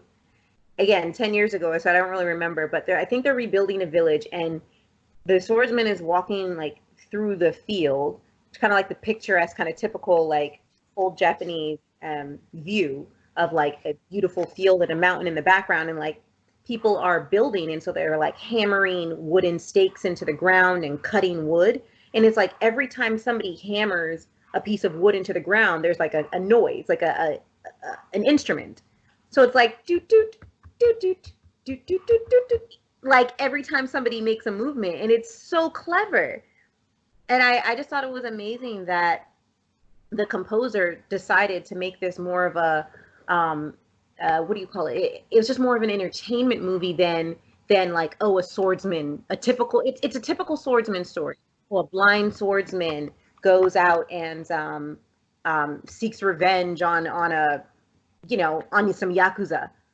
Very, easy story and some twists and turns and helping some geisha out and this, that, and the other, but has an amazing like percussion, almost hip hop esque, to me at least at that time when I saw it, vibe to it, and I was floored. I was floored. I don't know, Kenny, if you remember, how did you feel when you heard the music in that one? And I know, it's been so long. I do remember it being dope though, and Yeah, like this is not what I expected at all. exactly. Um, but I can't speak to it too much because yeah, I need to watch it again. Yeah, that's definitely one to rewatch. I think Zatoichi is kind of like a movie. Obviously, it's the remake. It's 2003 version, but like it's a movie that you should like watch every 5 years, just to remind yourself that it's still on your shelf. Right. But yeah, the composer was Suzuki Keiichi, and I just thought that was like effing awesome. So that was one of my movie faves. Um, Another one of so I'm going to go the anime route since nobody brought up anime because I've got a bunch. And obviously, I think we talked about Samurai Champloo maybe in a couple weeks ago. But Samurai Champloo is an amazing anime that everybody should watch if you haven't. You can watch it on the internet. Okay, Funimation has a YouTube channel. You can watch it for free. and it might be on Netflix or Hulu. Actually, it is. It's on Hulu. So obviously, go ahead and Right. watch it. If you haven't watched it by now, like I feel sorry for you, but at the same time, I'm gonna spoil it for you at one of these days because we're gonna talk about it in depth in the coming weeks. So we will, we've been like glossing over stuff, but come on, people, get it together. Like take our recos, listen, watch, and so then we'll discuss. But anyway, came out a long time ago, so you should watch it by now. And it had amazing music by Fat John Nujabes, God rest his soul. He passed away in a car crash some years ago in Japan. Minnie did the closing song, which is awesome. And then Boa did one of the songs in one of the later episodes, Winding Road. I Yes. loved that song. I mean, I was a Boa fan before I guess I knew of Samurai Champloo. I was definitely a Boa fan before that. I had her CDs and stuff. But I love that song so much. And so I was watching Samurai Champloo with my friends. We were in my room. This was way back in the day when I lived with my parents. I always mention this. And my friend was like, "Oh my God, this song's so pretty. I've never heard it before." I said, "What? We work in an anime store. How have you never heard this song?" She's like, "I've never heard this song." And I was like, wait a minute. Do I need to introduce you to all the Boa songs? Like you don't have Valenci? You don't have that CD? So I loved Winding Road. It was just one of my favorite songs from her. And everything in Samurai Champloo, like every song, everything has meaning. All of the fight scenes, everything that they do, all of the action, even just them being ridiculous, and the hip hop undertones work so well. Yeah, it was good. It was really It's like a good. cross culture. It was so good. I loved it, and it meant so much. It was so I've noticed that when you have an amazing soundtrack over an anime, it just makes it all the more enjoyable and it makes it all the more meaningful. And it allows more genres or more people to kind of respect and get into an anime because Samurai Champloo is definitely something that I would recommend for somebody who's not really super into anime. So Philip, watch that. I will watch anime if I didn't have to read subtitles. Okay, I don't recommend recommend dubs. I The don't like dubbed ones, the dubbed ones. I mean, does Avatar like count as people that Avatar. watch anime do not Avatar's not count? dubbed. Avatar's not dubbed though. That was always It's in English. not dubbed. Yeah, it's not dubbed. I'm just saying it's still anime, right? Sure. Yeah, it's close enough. There's But I basically. know real. Oh, go ahead. Go ahead. My bad. Oh, no, you good? I was just saying like it's written here and whatnot, but they have influences and stuff like that, so it counts as anime, I would say. Yeah, Uh, sure. It's uh, the yeah. the the real dubbed ones I would give a chance to, but the ones I have to read subtitles, that's not happening. Well, Samurai Champloo is dubbed, so you can watch it. I just can't Okay. believe that I'm actually recommending anybody watch a dub. But if you want to watch, I'm just saying, my Yeah, friend, real anime fans do not. I know. I have friends that watch anime, and they always tell me, "Yeah, dub sucks" and all that. And but I'm not but reading subtitles. I'll be fair. Truthfully, I'll be fair. I'll be fair because my friends, when this was back in the day when Samurai Champloo was going strong, where we were watching it every week, like downloading it. I didn't say that when back in the day, and I remember her and her boyfriend at the time. He had said because we were watching it in English, and I said, guys, why are we doing this? We have like why are we watching this in English? I don't want to do this. And he's like, no, this episode because it was like the battling the graffiti or whatever the rapper Yeah, episode yeah, and they were like he's like you have to watch it in English, the jokes make so much more sense, and I'm like, well, yeah, because we don't understand Japanese, but the subtitles right there. I mean, I understood more than him back then, but whatever. My point is but this one, yeah, go ahead. well, I was gonna say this one's not bad. There's been some bad dubbed anime that's like just trash, but Yeah, I first saw this one, Samurai Champloo. I saw it dubbed first before I saw the with the subtitles, and yeah, it's not bad. It's not like yeah. Naruto. Like it's totally not bad. God, So we want to definitely go. check that out. And the hip hop, it works. It works So exactly. yeah, So Philip, it's definitely. okay. We're giving you our our lackluster blessing to go ahead and watch it. No, I just feel like whenever I read subtitles, there's just a part of me that always feels like I'm missing like the visuals. There's just and that I just get annoyed. I'm like, nah. Yeah, it takes practice. It is literally something that takes practice. So it's fine. Because Go ahead. Attack on Titan, I was watching season 3 like a couple of episodes because my friends were trying to get me an anime, and I liked what I was seeing, but the constant going back and forth, I was just like, no, this ain't it. Okay, well, I can't. I'm gonna be honest with you. I can't watch that show in English. I can't. Because Levi might be talking to Artemis and he's speaking so fast, I just can't like keep on rolling my eyes back and forth. But hey, you guys do it well, man. I You can't know do what? that. The truth is, Attack on Titan. You don't even need subtitles. Just watch it. Just watch people get eaten. Like, I know, right? That show was fun. A couple episodes they put me on was fun. The Attack on Titan is kind of the opening theme is very very much military-esque because of it's anyway that's the point. So Samurai Champloo is the music is amazing, and yeah, go ahead, watch it in English, it's fine, it works. So obviously we have mentioned Cowboy Bebop before, but Yoko Kanno is the best thing that happened to music. Yoko Kanno. Bebop is fire. Bebop is like more than fire. It's the damn phoenix. Like it's out of control. And I just, like I said, hats down to Yoko Kanno, because when she did that interview and said she didn't know anything about jazz music and was like, okay, I guess I got to compose all this. Yeah, get to work. Like, that's a true musician. And who else to perform Tank, the opening credit song, better than the Seatbelts? Like, they killed that song. That is still by far one of the best opening songs I've ever heard on a show. And then the visuals just were amazing. Yeah, the opening for that show is still good now. Like, they did a solid job. And the seatbelts are just great anyway. So anything that they kind of put their hands on is usually solid. Exactly. You were talking about like openings and closings though. That reminds me of the Boondocks. Their opening and closing was pretty fire too. Yeah, it's dope. Especially the closing. Like, I really love the beat at the end. It's dope. I'm the one division with no that got special with the innovation. I mean, that show is a classic forever. Yeah. You know how I found that show, Teresa? Huh?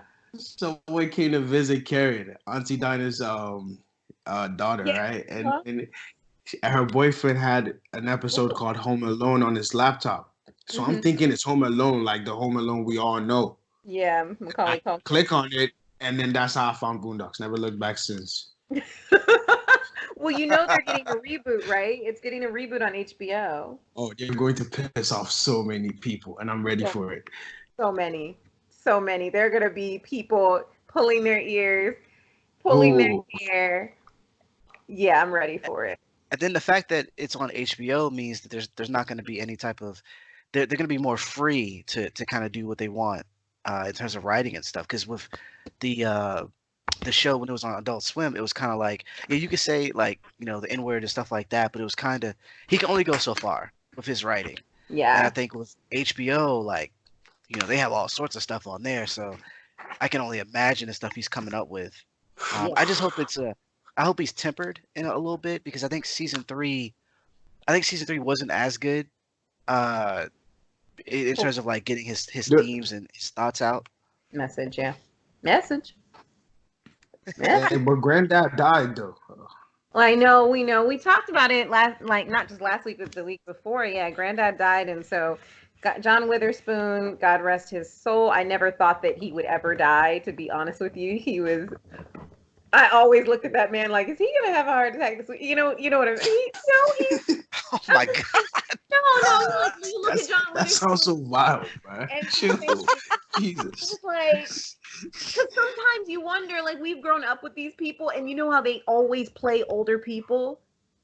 It's like, have you ever played, I mean, obviously you definitely played a younger person at some point in your life, but in my lifetime, you've been playing an older person. And so I was always like, hey, are you okay? Are you doing all right? You doing it? Because he's always talking fast and like Teresa was looking at this man like a ticking licking time his bomb, right? yes, and like Uh, licking his fingers and eating bad food and stuff. And I'm just like, and now God rest his soul, he's not with us anymore, and so it just makes me sad when I think about it.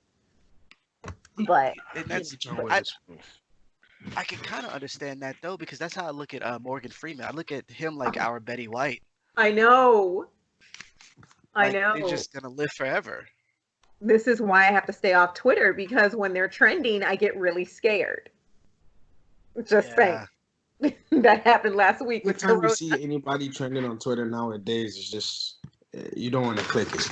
I mean, when I see Elon Musk training, it's one of trending. It's one of two things. Like he's either making a new Tesla or he's getting caught smoking weed somewhere. So I'm not worried about him like that. But when I hear Betty White or Ian McKellen, I get or Morgan Freeman or Sidney Poitier, I get concerned. Just saying. goodness. Oh Anyway, man. moving on with some more music that you guys need to hear. So anyway, yeah, we just talked about the coolest thing that was Cowboy Bebop, which made the show because the fact that it was a it's a space odyssey full of it's still western, the western jazz space odyssey, and pretty goddamn awesome. Anyway, that's not the point. Moving along, what I wanted to do was compare. I wanted to compare the opening of Cowboy Bebop to the opening of Archer because this is actually a conversation that has been in Mm. on the internet. So I was late to Archer. I always wanted to watch it, but I didn't have FX because I didn't have cable for a long time. And so when I finally, because I know everybody was talking about it, when I finally started watching Archer, they were already 6 seasons. So I binge watched it. And it was the best thing of my life. We'll talk about Archer in another cast more in depth, but it's still one of the best. I'm so happy that I found Archer. I mean, I know people who have Archer viewing parties. Like, Archer is the ball. Okay. Yeah, Archer's pretty great. It's pretty gosh darn great. And the opening of Archer, I remember watching my first episode, and the opening comes on, and I am 3 seconds into this opening, and I said, "Cowboy Bebop much?" Like that was what came out of my mouth. I watched the whole opening, and I'm like, "This is fire! Like this is a hot opening. I love it." But I said, I wonder if the person who arranged the opening, and then even the person who did the visuals, was the head of the animation. I wonder if they obviously watch Cowboy Bebop. Like Cowboy Bebop's a crossover anime. If you're Yeah. in the animation world, you should have seen Cowboy Bebop. Doesn't matter if you're into the genre anime or not. But if you are an animator, if you are in the creative art, the kinetic art world, you should know what Cowboy Bebop is. So I thought they ripped it, but maybe they got permission, right? Yeah. And then come to find out, after I read the interview because it had been on the internet, and so somebody interviewed the showrunner or whatever, and it's like, so people, the internet is saying that this is very similar to Cowboy Bebop. Have you seen Cowboy Bebop? And then the person's like, I'd never seen Cowboy Bebop in my life. I never knew anything about it. Um, I came up with this thing, like because it's like the opening of the show, and not the composition, but the actual animation. He said it was just a basic your basic, um, you know, 50s, 60s, or whatever, 70s, sorry, your basic 1960s, 70s spy formula for opening, James Bond-esque style spy show. And I'm just sitting here in my head like, okay, yes, but somebody already did it in an anime version in 1993. So I'm like, so how did you not know this? How? It's interesting, and it's possible that, I mean, because that happens in other genres where someone does something and it's not uh, you don't really know. Like for instance, and this this is probably going a little bit too nerdy in terms of the hip hop side, but like I watch battle rap, and a lot of times because they're using they write lyrics or whatever for the opponent that they're going to face, and a lot of times it's you can never use those lyrics again. They're not like music lyrics where people can repeat them and all that. It's like this is one showing this one Hmm. time forever. But the thing is, they've been doing it for so long that eventually someone says something that's very similar. Yeah. And so there's the idea like the younger people that are coming into the industry are like, they're looking at them like, you didn't know that such and such said this, back in 19 something something. He's like, dude, I didn't even know this person existed at one point. Like I know who they are now because I've gotten into it and I read up on it and stuff like that.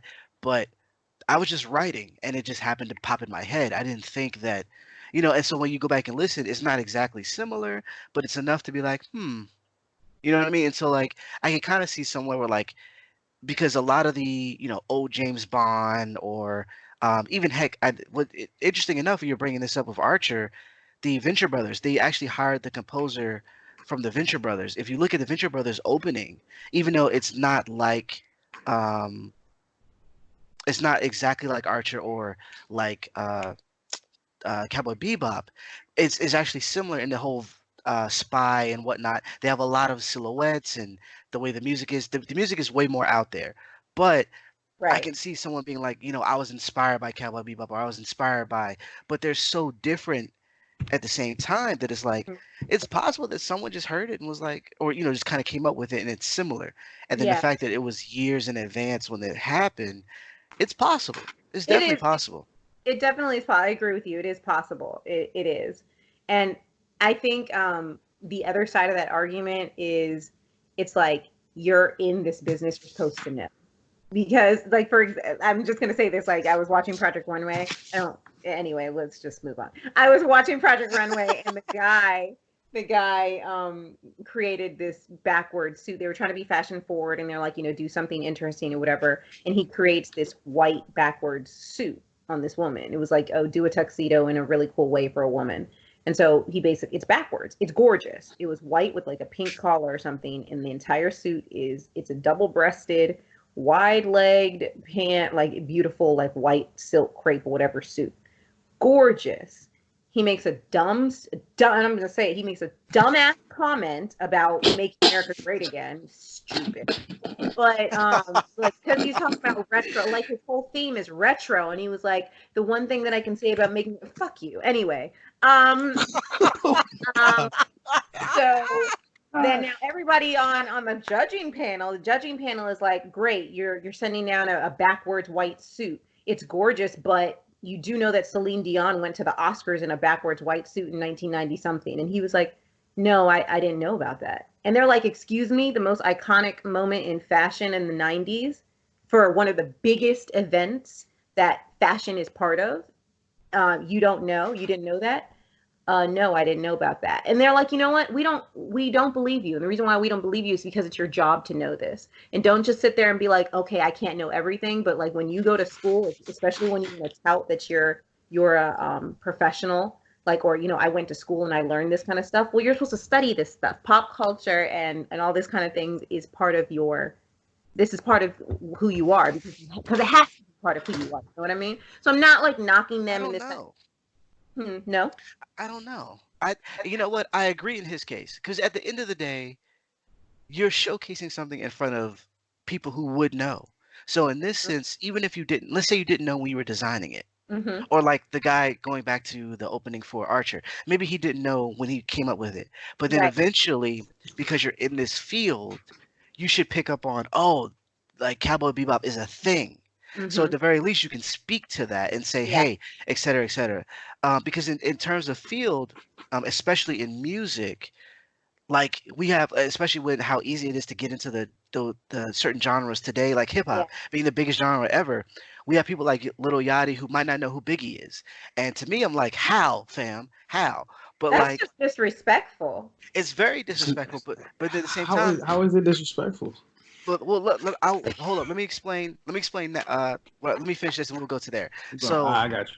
so there's a I can see how someone can come in and be like, I don't know certain people based on how they get into something, where you're not necessarily, it's not like he went to music school. It's not like he went to the academy of whatever. He was making music. He eventually got on. And so he knew his people that were like, the 2000s. That's when he would start listening to music. We also have to look at the fact of where you're from. People in ATL weren't really listening to Biggie. They were listening to someone else. There's people in California or in the Bay Area who are big on E40. People in New York might not know who E40 is, even though he's a freaking legend. So it's like Exactly. it's kind of hard to say what is and isn't in terms of what you should and should know. What I would say though, and this is where it comes to the disrespect part, once you make it into whatever field that you are in, I Hmm. think it's your job to educate yourself to kind of know what came before, because then that way you can elevate your own music. And in that sense is what we see how, because hip hop is very much sample heavy. They sample all sorts of genres when it comes to making their stuff. And the people who are renowned for making music are big in that is the fact that they actually went back and learned where these people came from, what the music sounded like. Everyone from Kanye to Swiss Beats, they know their history, and they might not have been the case when they were coming up. They might have been like, I don't know who etc. is, but once they get in and they're established, now you have to know. We have people like Bun B, uh, who's teaching in actual colleges now, teaching hip hop. He has to know what came before. You know what I'm saying? But when he first was like Exactly. grinding to get his music out, he didn't have to know. And so with this guy, it's like, I get it. You are you're making something for this show, and you need to know your history. I can totally get him not knowing though, because he He's hasn't made it yet. And the only reason why he's supposed to know because he is already a designer, and that's why I'm so easily throwing around the fuck you Oh, because he is? Okay, my first of all, fault. because of what he said with the whole "Making America Great Again" thing, I was like, dude, you're an asshole. But secondly, because he's actually already a designer, and he touts that on the show all the time. Like he actually says, like, oh, he's been winning challenge after challenge because he's already a professional, and it's not like he's young. He's not 20. Like he's not a kid who just came out of fashion school. Like he's a grown adult who's been doing this for years, who's dressed famous people on the red carpet, and it is his job to know. And it's like you're not allowed. And I'm not going to sit here and just be like, oh, everybody needs to know everything, right? But I am going to say is like when you do have that clout, it's your job to study. You have to study so you don't make the same mistakes, or you have to study so that you can at least say, I'm going to throw the nod to this one because it's not an original idea. All of us, the narcissist in us, or all of us who think we're great, awesome people, we love to believe that our idea is original. But we are in the year 2020. Amazing people have come before us. And so we have to approach life in the idea that it's been Uh-huh. done already. That's what I do. Every day I come up, you know me, I'm crazy. Every day I come up with new ideas. That's what But ADHD and bipolar people do. We come up with new things on a daily basis. My bipolar runs strong, y'all. And I get on Google every morning and I find out stuff. I'm like, oh, does this exist yet? Does it? Does it? Does it? No? Great. It's in my invention list. Why? Because I do my research. like with the thing you were saying about Yachty, right? About the Yeah, music thing though, how he said he did not know Biggie and Pac, right? right. He's a young guy. To him, his Biggie or Pac, he's from Atlanta. That might have been Outkast. It might have been Ti. It might have been Right. Gucci and Waka Flocka. So like, it's not like he does not know the ones that came before him. I'm pretty sure he's aware of all the names I just mentioned because in his life growing up, those were the people that were the forefathers for him. So someone growing up, someone like Kendrick or J. Cole's age, 32, 35 going, yes, they grew up on 90s music. So to know the people that came before them, they would know the Biggie, the Pacs, the Snoops, or whatever, the Nas, the Jay Z's. They would know that because those were their forefathers. But someone who came up in the 2000s is 50 Cent, Ludacris, Ja Rule, and T Pain, those type of Ew. names. Did you just Somebody, mention Ja so Rule? no, Hey, he had well, fire back right in the now, day. no, right now he's a laughing stock. But you cannot tell me back in the day he wasn't that guy. Let's stop. Yeah, I know. he was kind of fire. Just saying, it's just so funny. So it's like, oh, can Ja Rule be one of our people that we don't mention or we only make fun of? I mean, Firefest really did him in. Yeah, that was a different type Just of fire. saying, Okay. some kid is not gonna some kid playing basketball nowadays is probably not going to go back all the way into the 80s to know Magic and all that. To him, LeBron and KD is his Magic and Bird. I It hear doesn't what make it you're saying. wrong. Well, no, But no, no. I I think hear what you're saying, but I, at this day and age though, we are still like, and I get what I do get what you're saying. You know, young kids don't know, but young kids got the internet at their fingertips, and so I just want the young generation to not be arrogant. I want them to No, honestly, no, I'm not saying they don't know. I'm saying they could know, but the ones that they do know are the ones that have been in front of them for the majority of their lives. yeah, Those are the ones they recognize. So they're not going to like the kid who would some kid is going to grow up seeing Kevin Durant, LeBron James as his like Mount Rushmore, even though someone who grew up in the 80s and 90s would clearly look at them like you're crazy. You're forgetting Magic, Kareem, all these people. But to that kid, he was born in 2010. Gonna tell him. He just grew up watching Steph Curry. What are you gonna tell him? That is his GOAT. well, that's different. I think, and that's what I'm saying. I don't. What I was trying to say was it's different in terms of liking.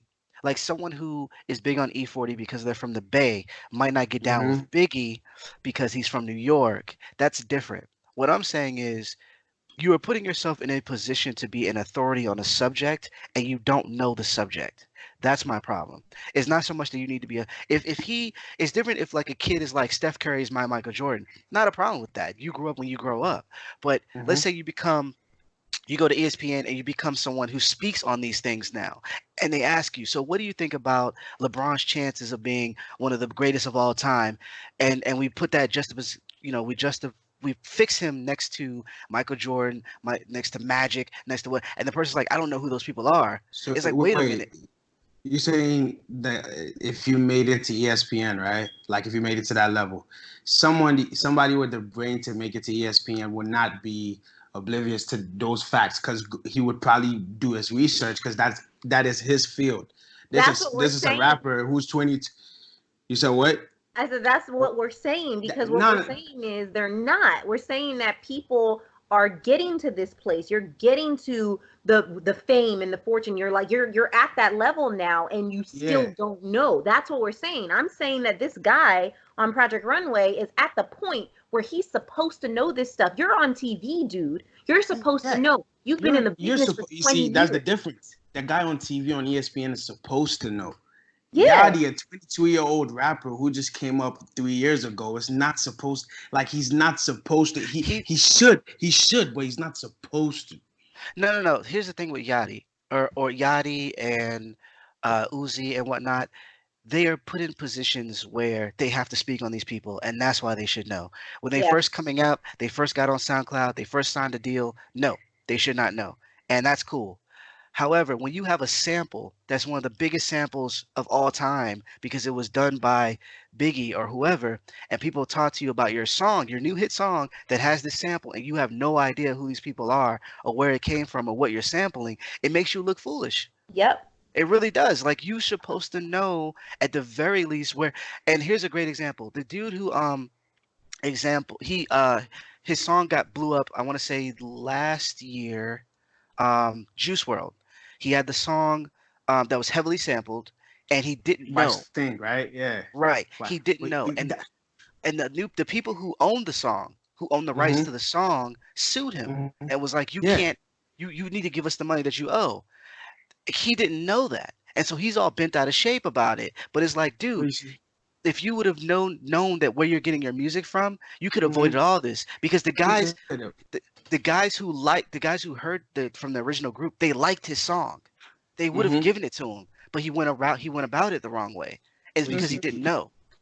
at the same time too, you need to understand how these young rappers operate, right? When you're in a studio full of Mhm. just weed smoke and good vibes and someone is playing a beat that is hard, you're not thinking about no Biggie. Oh, where's this sample from? No, you're just hyped about this beat and you're just hyped about what you're about to do to it. So you need to think about from their perspective. Bruh. Like usually But they're in spaces with like a lot of we smoke, a lot of people. They're just jumping around in the studio, going crazy to whatever song the guy just made. They don't have time to ask the producer, "Hey, yo, where did you Bruh. get that sample from?" They should do it, but well, here's the Bruh. thing. What I I'm would just Look, say with saying. that. here's the thing I Bruh. would say with that, because I've been in places similar, and I'm not going to talk about everything that I saw, but I got what I you. will say, what I will say is that there's an idea that you're trying to make money. There's an idea that Mhm, you're going to introduce this to the world, and we mhm, live in an internet age. Anybody mhm, can look this stuff up at any mhm. point, and that's how they end up getting caught. Because we're in Mhm. the internet, the fact that you can put it on Twitter, you can put it on Instagram, and someone can be like, "Huh, that sounds like such and Being such." oblivious That, though isn't stealing, right? that, Yes, The it fact that is. you don't no, know no, no, about something is different. Yes, it is. No, it's no, not. no. It's still You did stealing. not know It's it, so still how are you stealing. stealing it? Uh-uh. It's still stealing. It's still Bruh. stealing. Bruh. It's still Bruh. stealing. Wait, Everybody, Teresa, so you everybody telling me you had an apple that was yours on the counter and I took it and I didn't know it was yours? That's different from me knowing yeah. it's yours and taking it. Look, let me tell you something. Since I'm the oldest person here, okay, Go ahead. Go I'm ahead. tossing my hair now. I'm tossing Go my ahead. hair. I'm Go the ahead. oldest person here. Go ahead. Go Let ahead. me Go tell ahead. you something, You got it. okay?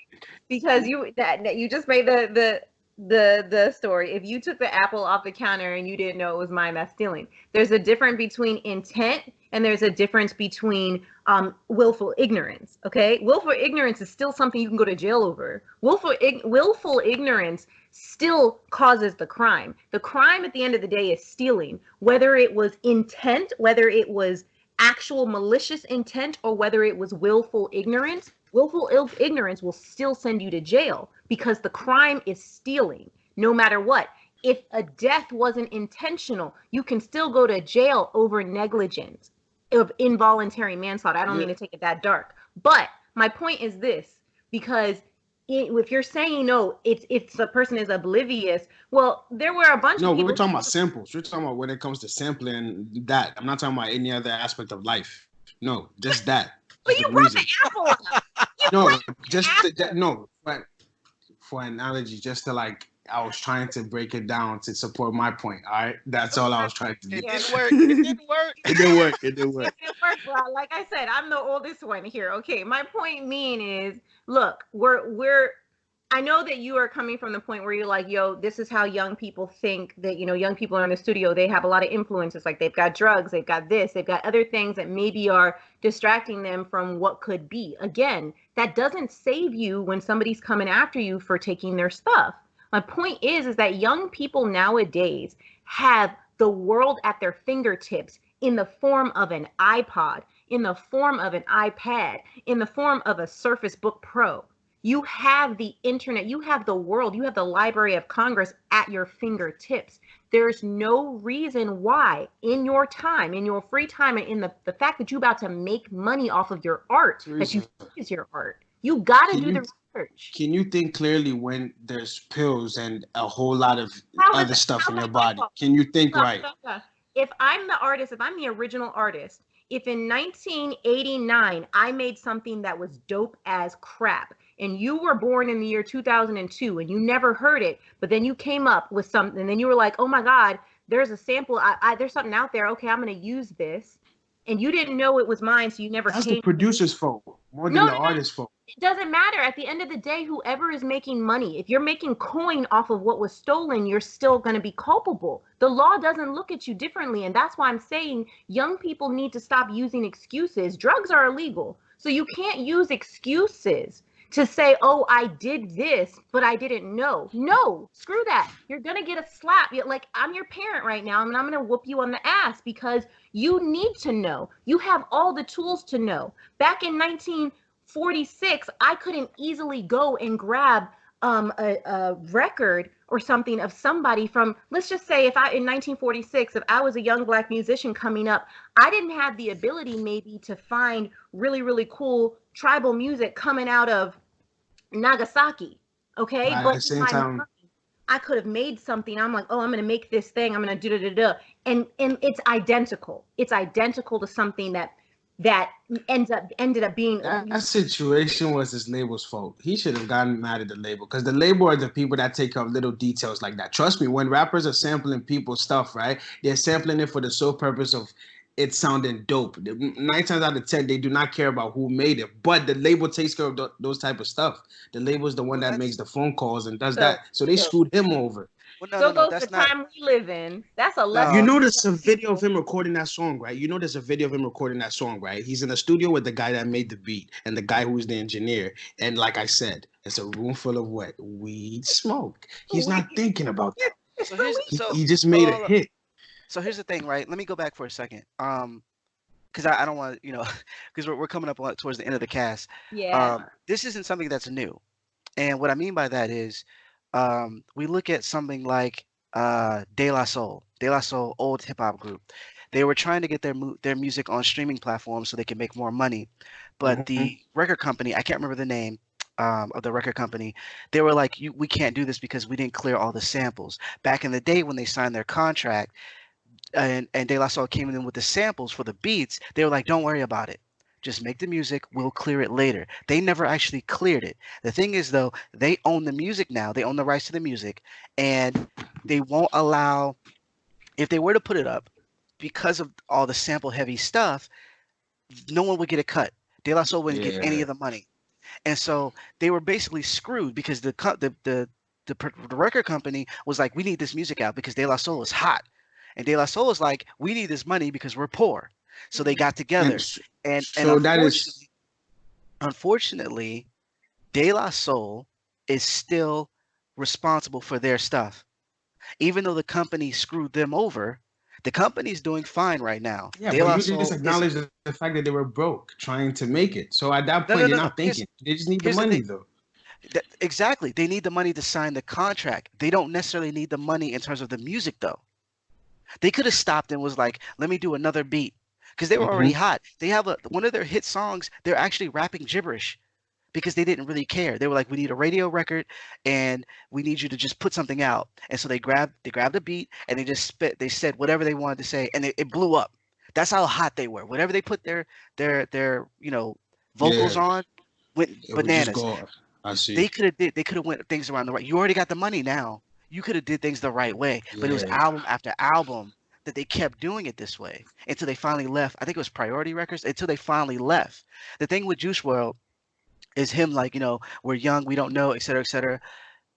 You are put around people who should know, and on top of it, you are on the internet. You know what sampling is. You know what all this stuff means. At the very least, if it comes up and they're like, you know what, we want a cut of this money because you sampled our stuff. Going forward, I'm never going to do that again. I'm going to handle everything myself. The problem was when we get examples like this, the younger people still don't change anything. They still keep signing these bad contracts, even though you can do things way better independent.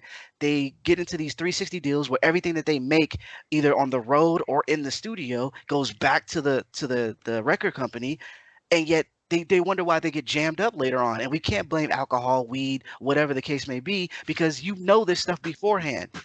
Like Joe Budden has a whole podcast dedicated to this type of stuff. Like Mm, there's no reason not to know some of these things. And it's not to say, and the thing is, I'm not blaming anybody in a sense if you had to make a move for yourself financially. What I'm saying is though, when something happens, you have to understand that this was on you. At the yep. end of the day, if 'cause there was a point in my life where I was when my first daughter was born, I was let go for my job like within the Mhm. week, and I knew people who I was trying to find a job and it wasn't working out. At Mhm. first, I went to stuff in my field. Then I went to like I just work anywhere, Burger King, whatever. Couldn't find a job. I knew people who did things uh, a little less illegal. I could have gone that route. I didn't, Yeah. thank God, but I could have. I knew people. And what'll happen if I would have got hemmed up because I took that route? Guess whose fault it is? Even though that I'm You. poor, Yeah. even though that I just had a kid, even though that we're running out of our savings or whatever the case may be, Right. it's still my choice at the end of the day. And what's crazy about it is the fact that there were other options around. If you just go online, if you go here, if you go there, there's so many different options. Look at how we can get music out right now. SoundCloud. Like it's mad easy to put your music on SoundCloud. It's easy to get your music on Spotify. Yep. Like there's so many things that you can do to better yourself for this run that I think people are just like, I was high, whatever. And then when it comes back on them, they're like, "Well, I was high." Like, wait a minute, that's not how that works. It's You not can't how be that works. you can't be like, "I don't care," and then when it comes back, I care all of a sudden. Like, no, like you have to care all the time. This is your craft, this is your art, this is how you get noticed, how you get out of the hood, how you do whatever. You got to be about your business. Yep, Like at the end of the day, that's true. That is To the accurate. producers out there, stop sampling, bro. Let's stop sampling. but So just we don't have to sample deal with this. correctly. Just sample correctly. That's all. But you're right. You're right. I get it. RP Juice WRLD.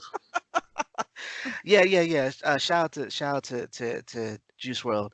It's very unfortunate, because he had talent. He was mad talented. Like his song was dope, and I'm not even just saying that because of the sample. Like I like the song, and it's not that says something when someone who's older kind of vibes with what you're doing, um, because that's not typical. At least nowadays, like you have certain genres of music that people just don't f with, right? But like Yeah. being an older person who likes more boom bap hip hop, the fact that I could like as soon as his music came on, I was pumping it up like that says something. So he was mad talented. It's unfortunate. Him If you and liked it, it was made for you. say that again. If you liked the music, it was made for you. Facts. Well, I know he wasn't sitting up there like I'm gonna make music for a 36-year-old. Like I know he I know, wasn't thinking that. but I'm just saying, if the music connected, you could be 60. That means it Right. was made for you. Right. I feel you. I feel you. And same thing with Pop Smoke. Like people and that are just taken out like way too quick. That are mad talented. You know, RIP to them. But yeah, I wish I would like to have heard some of his other music that he had coming out before he ended up passing away. Because I thought he was talented. Is they just had to get the sampling under wraps. And like I said, the people who he sampled from really they dug his music. And so if I would go back to the well and be like, yo, now that we got our paperwork straight, do you mind if I sample some of your other records? There's some hits, or maybe we could do something like a joint concert or something like something that would kind of resonate Yeah. two level of fans. You know what I'm saying? Like Mhm. he could have did some great stuff. But Yeah. I forgot what we were even talking about. Oh right, I forgot it too. uh, people knowing their stuff. Yeah, you should definitely know. When you come into it, it's good to be an authority on whatever it is you do, right? Like being an illustrator, I know about illustrators. I know about animation. I know about um, even on the movie side of things. Being that I write about video games, I know about journalists in video games. I know about the history. Even though I didn't grow up, I mean, I played Atari, right? And some of the older systems, but that wasn't necessarily me growing up. Me Hmm. growing up was Nintendo, but I still know about it. And I know how like certain consoles were invented, who invented the verse home console was actually a black man. I should have shouted that out Black History Month. But anywho, um yeah, like there's a ton of it that I know so I can show myself approved, like show that I know what I'm talking about, right? And so it's good. It's good for people to know. If you're making music, definitely because you might never know the stuff that you learn about that you pick up might influence your music in positive ways. Yeah, yeah, I'm with you. I agree. I agree. People need to know their stuff. You know, you need to do your homework. It's your job because you can lose your job or lose money over it. And since people are out here losing money and losing everything over that kind of stuff, that we really need to do that. Anyway, that was a really awesome discussion that got heated. That was good. We had a great time, you guys. This is awesome. Definitely You guys did. X20 Vida Vibe. You are invited back. You are definitely coming back in the next couple of months. We're gonna have a great talk. So yeah, just some last closing thoughts, some housekeeping notes. Anybody have anything to mention before we head out? R.I.P. Tina Marie. Wait, really? She died a while ago. So, okay, you know what? You're okay. I just revoked your pass. I revoked your pass. Her birthday was on March 5th, though. It wasn't too Nope, long ago. don't have time for this. Next week, we have a really fun show next week. We're calling it Favorite First. But it's going to be a fun episode of just talking about our favorite first episodes, or our favorite first anythings that we found really fun in shows, or really things that really brought us into what it was. Like we talked about Attack on Titan in our first episode, and how the first episode of Attack on Titan was amazing. So we're just going to go into depth of our favorite first next week. But yeah, anything else? Anybody have anything to add before we head out? Well, definitely check out the site. That we have some reviews. We actually have a ton of reviews going up. I haven't been able to edit a lot of them because either I was sick or I was dealing with some stuff, or you know, going out and buying supplies because of Corona. So Yeah. it's been interesting. But we do have a lot of reviews coming up, some new games, some old that we're trying to catch up on. So those are going to be going up on our website at unitedfrontgaming.com. Definitely check that out. Um, and you can follow us. So I want to shout out our follows because I feel like we should be followed. We have some cool stuff that we share all the time, and Yeah. people aren't following enough. Oh, we did get a shout out, though, recently from a big gaming channel that said we were doing some awesome stuff with our cast. So Awesome. we appreciate that. But That's dope. you can follow us. You can follow me at KennyUFG on Twitter, and you can follow Tess at MessyTessie_Bakes on Instagram. Nice. X, what's your credentials? You can follow me on X20GH, Twitter, Instagram, anywhere. X20GH. That's what's up. Awesome. And definitely check out X on SoundCloud and Google Play. I have his music up right now. Definitely check out his music and follow. Click the notification bell and subscribe. That way you can get notified when we drop these podcasts.